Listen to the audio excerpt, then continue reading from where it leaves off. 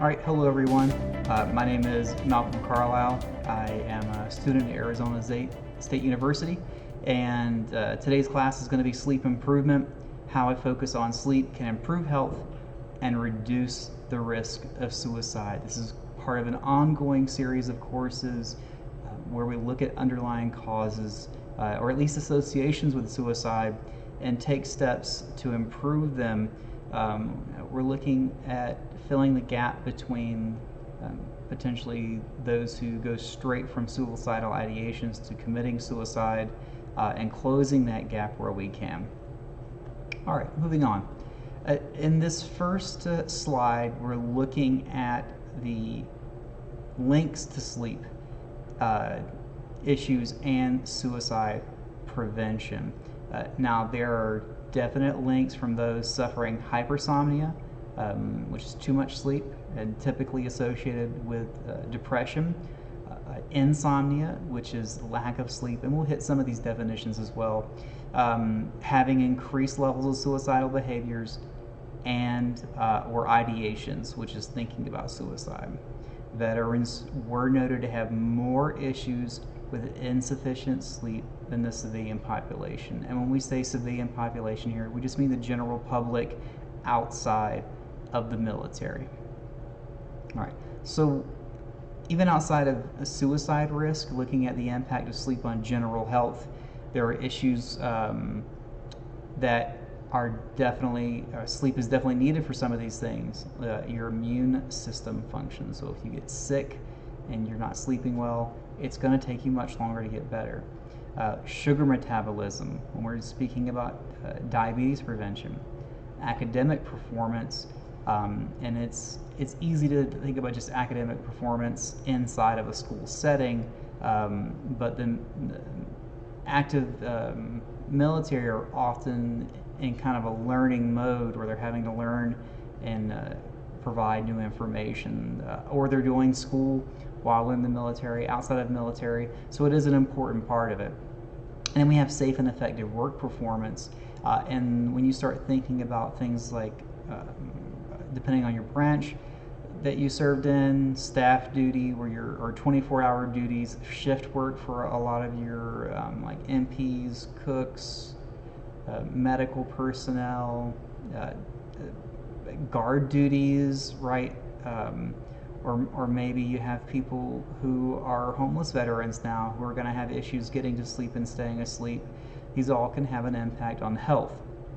So, some common issues leading or being caused by insufficient sleep are heart disease, which is like the #1 killer of Americans, high blood pressure, obesity, diabetes, and then all-cause mortality. And you'll tend to see, the heart disease, the high blood pressure, the obesity, the diabetes linked to something called metabolic syndrome. It's kind of a cluster of these symptoms that really it can make a big difference when you start taking some of these things out of the risk pool, so to speak. All right, let's look at some of these definitions.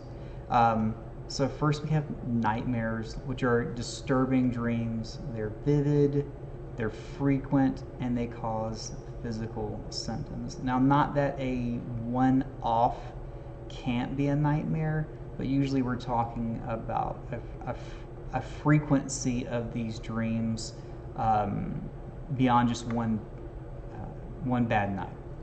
And we'll touch on that a little bit more as well. Next up, we have cognitive behavioral therapy.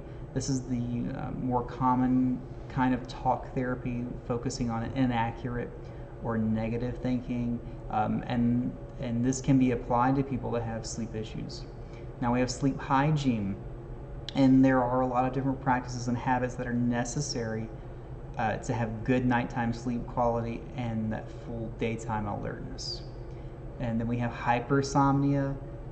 This is idiopathic hypersomnia. When you see a term idiopathic, it just means it's typically the cause is unknown. This is a sleep disorder in which a person is excessively sleepy.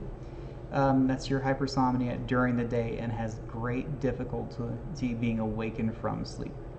Next, we have suicidal behavior. is there usually direct actions related to suicide or behaviors associated with an increased risk for suicide. When you start hearing things about they gave away their most valuable belongings, maybe they purchased a weapon, things like that that can be associated with it. And then finally on this page, we've got suicidal ideations or thoughts or preoccupations with committing suicide. All right. So some more definitions here, and this one's pretty important when we start talking about sufficient sleep. Now, adults 22 years and older, they should sleep for 7 or more hours per night on a regular basis to have this adequate sleep so they can be fully rested and be free from some of these symptoms. When you start thinking about, looking at your sleep pattern, you have to ask yourself, are you getting 7 hours of sleep a night if you're over the age of 22?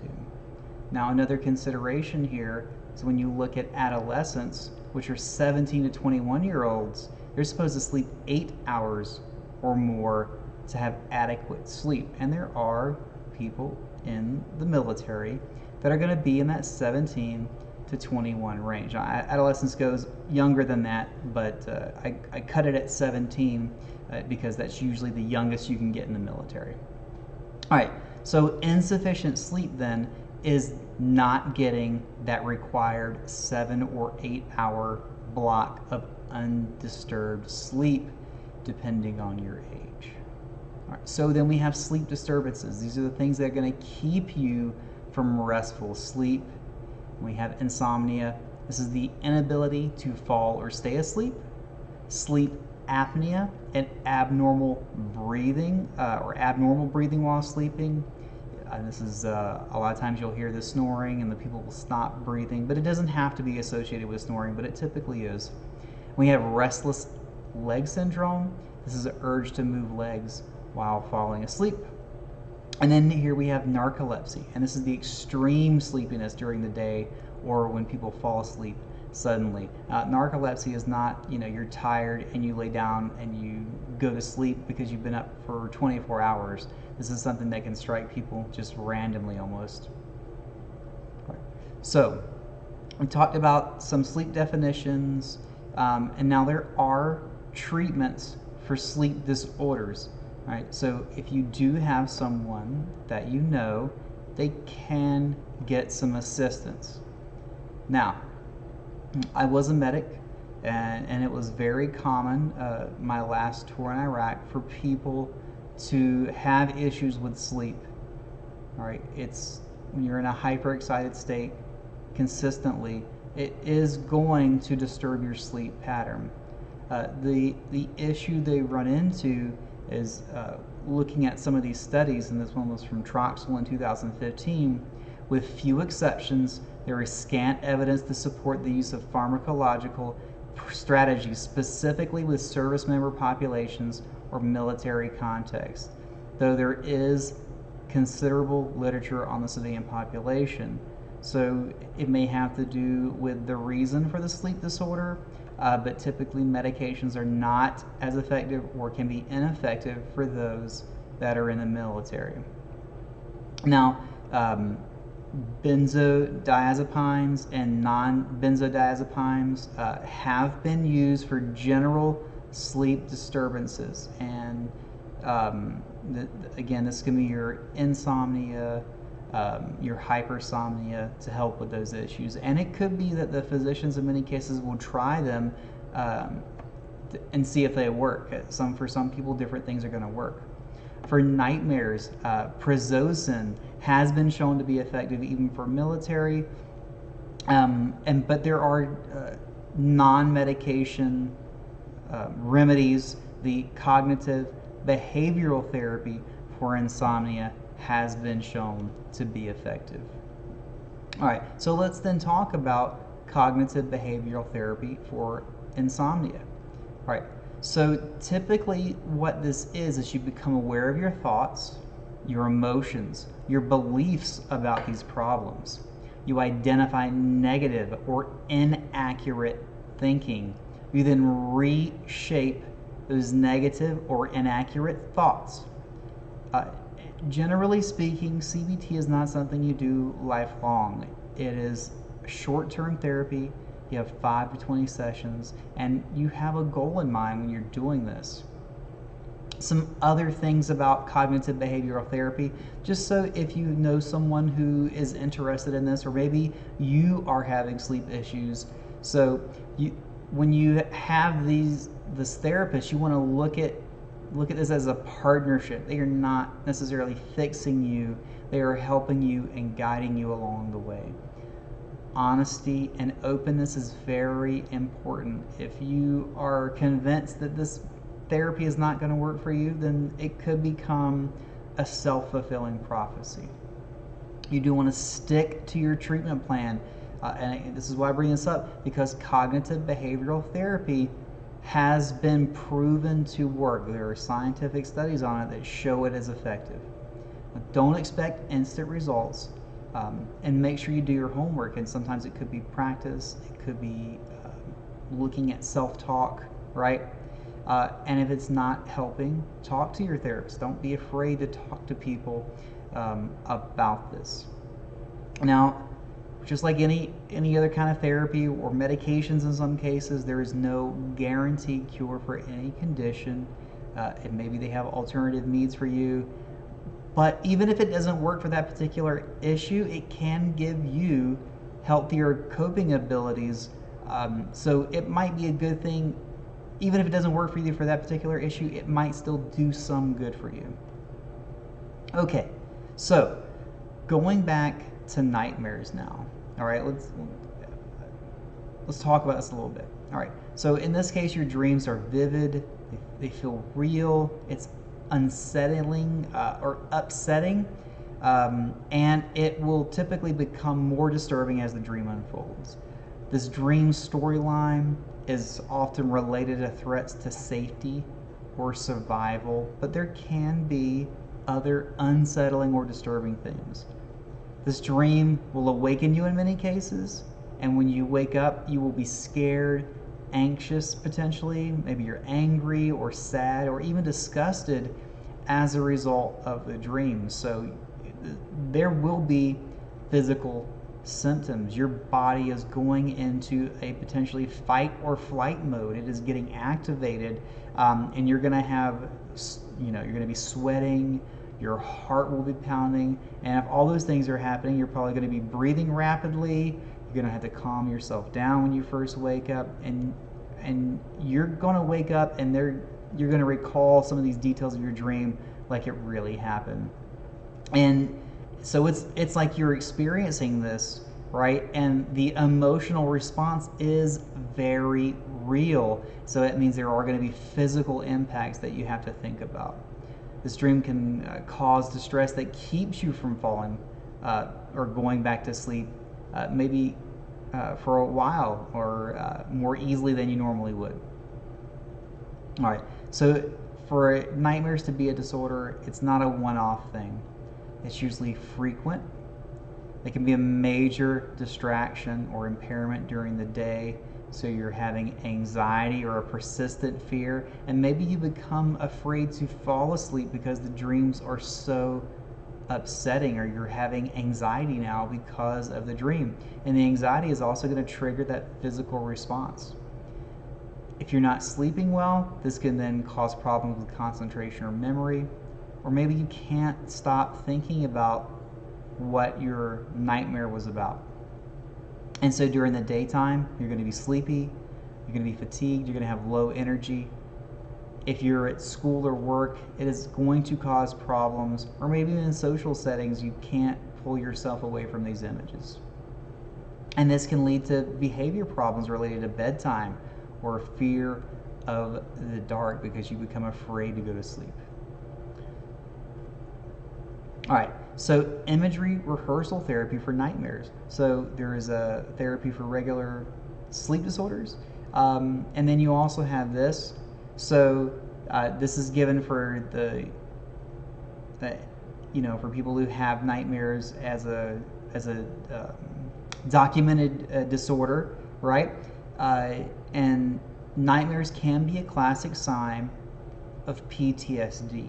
And so this therapy goes into describing the distressing dream and then repeatedly over the course of treatment rehearse a new dream with more desirable and less distressing content so you don't experience as much anxiety about the issue. All right. If you're by yourself, it's okay. You can do some of this. I'd like you to take some time and think about, have you ever had any sleep issues before? How the military or even being a veteran now has impacted your sleep habits? How different you felt when you did get adequate sleep, and how you felt and performed when you got inadequate sleep? And what are some steps that you think you could take to get better sleep? Now, in this next section coming up, we're going to talk about some of these tips that you could take to sleep better, or maybe if you're in a leadership position, you're still active, looking at sleep schedules to help people. All right, let's move on though. So, good sleep hygiene can help ensure adequate sleep. So when we say hygiene, these are just things that you would regularly do. Just like if you think about normal hygiene, brushing your teeth, bathing, things that help keep you healthy. And sleep hygiene is no different. So this can help you keep a consistent sleep schedule, get up at the same time every day, even on weekends or during vacations. Maybe you noticed when you have a weekend and you sleep in, you don't feel as good as when you wake up early. Help set a bedtime that is early enough for you to get 7 hours of sleep. So even just checking, like, oh, I have to get up at 5:30, I need to go to sleep at 9 o'clock.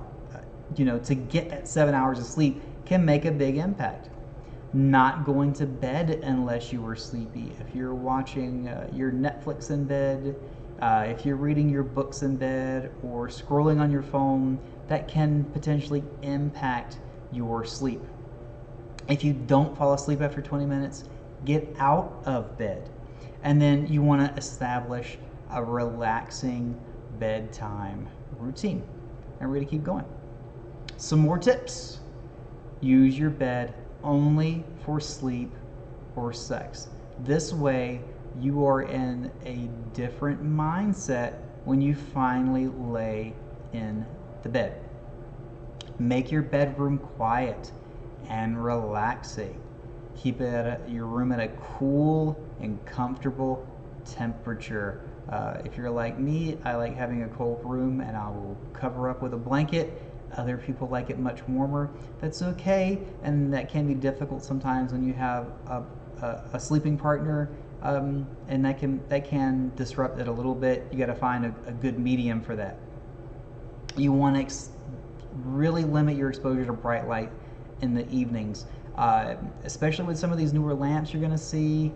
Some of them can kind of trigger this daylight exposure almost. And really mess with your sleep pattern. All right, some other tips here. Don't eat a large meal before bedtime. If you're hungry at night, eat a light, healthy snack. Heavy or rich foods, fatty or fried meals, spicy dishes, citrus fruits, which have a lot of acid content, and even carbonated drinks can trigger indigestion for some people. So if you know you have problems with indigestion, no matter what time you eat, maybe it's a good idea to get checked out. Maybe there's underlying issues there, or if you know you're going to be eating at an unusual time, maybe you consider your meal options in that case. All right, other sleep tips. So exercise regularly and maintain a healthy diet. So the regular exercise, I do have another course on this. I'm not talking about the military version of exercising regularly where you're running for performance. It can be a little bit different. Not everyone is going to stay in the Army forever, or the the Marines or the Navy, and so you do want to look at what is healthy for your body. Physical activity, you'll hear physical activity or exercise referred to as a medicine in some cases, because it really does a lot to maintain healthy functions, and sleep is one of them. And the same thing with a healthy diet. It can be a little bit confusing. There's a lot of information out there. Have a course that has that in there as well, and so you can catch that one if you're really curious about it. Avoiding caffeine late in the evening or afternoon. I know for me, for example, caffeine doesn't have a lot of impact, but for other people, they're very sensitive to it. So if they've had a coffee a few hours before, maybe they can't sleep for quite a bit of time. So you really want to kind of monitor. And you can too is make a kind of a sleep diary where you take note of things that do disturb your sleep. And you can maybe find some more tips for you. These are general tips. You might find something that works better for you just by logging times when you slept well and times when you did not sleep well. All right, avoid consuming alcohol before bedtime. Alcohol can definitely mess with your sleep cycle, so even though maybe you're sleeping, you're not getting restful sleep, which is really important. Reduce your fluid intake before bedtime. Sometimes you have to wake up and have a bathroom break in the middle of the night, and that's going to disturb your sleep pattern. And some people don't want to trip and fall, so maybe they end up turning on the lights, and that kind of messes up your sleep pattern as well. So you want to, again, you want to drink plenty of water and fluids, obviously, but you don't want to drink so much that you're having to wake up every hour once you do go to sleep. And that's something you can look at. Like maybe you stop sleeping or stop drinking fluids at 7 or 8 o'clock at night. Maybe you use the bathroom right before you go into kind of a sleep posture. And then you want to make sure you do get adequate exposure to natural light during the daytime. So if you get a 10-minute break and you work in an office, maybe go outside, get some sunlight. Vitamin D is very good for you, and so it can help keep your body on a regular cycle as well. All right, so if you're by yourself watching that, it's okay. You can talk about some of these things or write them down. So are there any sleep hygiene activities that you currently use? So I'll talk about some things that I do. Using the bathroom right before I decide to go to sleep. Now, me and my spouse share a bedroom, so I can't do all the activities. But there are things I do. I have a fairly easy time now going to sleep, but I did used to struggle with sleep before after deployments. And so in some cases I would turn all the lights off a certain or I would turn off the lights to indicate I was going to sleep. I wouldn't turn the lights off until I was ready to go into a kind of a sleep posture. I would not eat certain times before. I would exercise every day. I would do strength training as well to fatigue myself. And those are things that kind of helped me. And so once I started stopped getting some of the jitters, my sleep became a little bit better. And you can look over some of those other activities and find ways that you can incorporate more, right? What time do you have to get up? What time should you go to bed? How long does it take you to go to sleep? And you can adjust those schedules accordingly. And if you feel you've benefited from good sleep hygiene, right? Don't forget too, maybe some of the stuff is beyond your control, like having sleep apnea, so maybe you need to go get that checked out as well. All right, so at the very beginning of the class, we talked about some of these potential pitfalls for military personnel. You do have shift work, guard work, 24-hour duties. These can be common occurrences. I know during my 2005 to 2006, my first deployment, I had to get up early, went to sleep late. Guard duties, 24-hour duties. I've worked in an emergency room before, so I understand shift work, night work can really mess up your sleep. I worked nights for so long, I used to get sleepy when I would see the sun come up, so I know it can mess with you. All right, so looking at this sleep loss and insufficient sleep associated with charges of quarters. So when it says 24-hour duty, but you have to get there early. You still have to get home. I doubt there's ever been anybody who did exactly 24 hours. It's usually much more than that. Now, there are definitely dangers, especially when you start talking about risk for motor vehicle or work-related accidents, and because it can impair decision-making and alertness. I know plenty of people, once they get off duty, they start to feel strange because they've been awake for so long. Or if you have shift duty and you're sleeping during the day, locating a place where you can get away from everyone, especially if you are in kind of a barracks or something like that. It is hard. I'm not going to sit here and say it's not. It's incredibly difficult to find a way to get away from all that noise, from all the traffic, even reducing light going into a room. All right, and so maybe some of you are in places or positions where you can help with this and kind of understand, because it is dangerous for people that have guard duty or shift duty, medical duties, policing, all these things, because you want them at full capacity. So there are things that can be done. You can create a sleep hygiene zone. So maybe you want to make a separate sleep area for those persons that are working 8, 12 rotating shifts, and you can put them in those areas where it will then be quieter for them, because even the simple act of somebody getting out of bed near them could disturb them. So if you have them grouped together, that can help a tremendous amount. Get those lights out and quiet hour policies going and enforce them. And is it going to inconvenience some people? Yes, but we have to think about safety and performance as well. And not just that, right? You can see some of the impacts of insufficient sleep on people. There are long-term health consequences that go along with this. And you start thinking about how people eat too.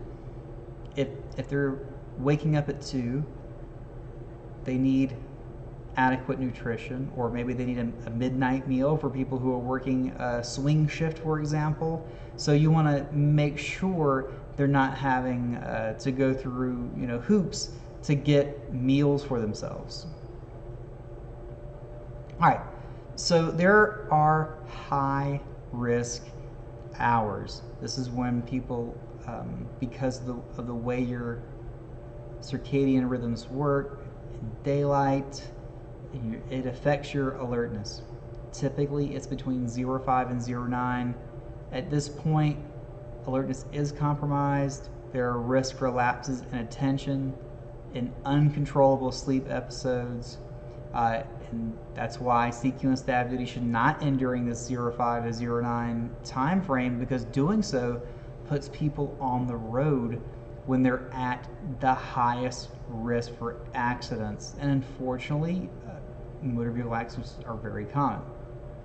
So recommendations could be to end staff duty CQ at 1,100 hours. I'm not talking about extending them to 1,100 hours. I'm saying have it start at 1,100 and end at 1,100, and this will help people. That the duties are not going to go away for those that are still in the military. It's a reality, but there are steps that can be taken. If there is a chance to sleep, they should go to sleep if it's mission possible. All right, and then after 24-hour duty, there are risk mitigation strategies such as napping after duty, as well as prior to driving home, or maybe the staff drop them at their house or have a spouse come pick them up. I know I did have to do that one time.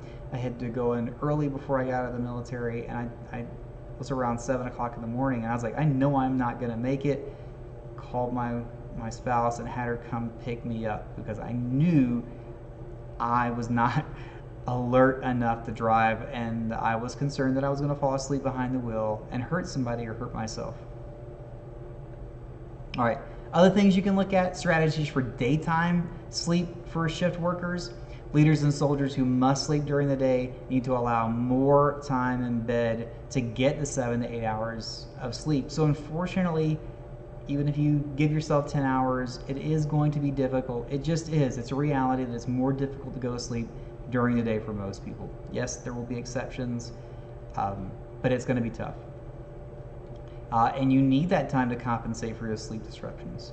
Now, daytime sleep can be divided into two periods, one in the early morning, shortly after coming off duty, and a second period in the afternoon during the mid-afternoon lull and alertness. All right, so real quick, again, if you're by yourself, it's okay. Think about the last time you had shift work, right? Things that you did to help with your sleep or how it impacted your sleep. For guard duties, for 24-hour duty, all right? How or if the lack of sleep impacted your abilities. And for those that had different sleep schedules, like me, for example, I worked in an ER, so I had to create a sleep schedule for myself during the day. What kind of experiences, difficulties did you experience? And how can you plan for sleep schedule contingencies? All right, thanks everyone. There are references here as well. I appreciate your time and attention. Again, my name is Malcolm Carlisle, and I hope you got something from this course and get a good night's rest.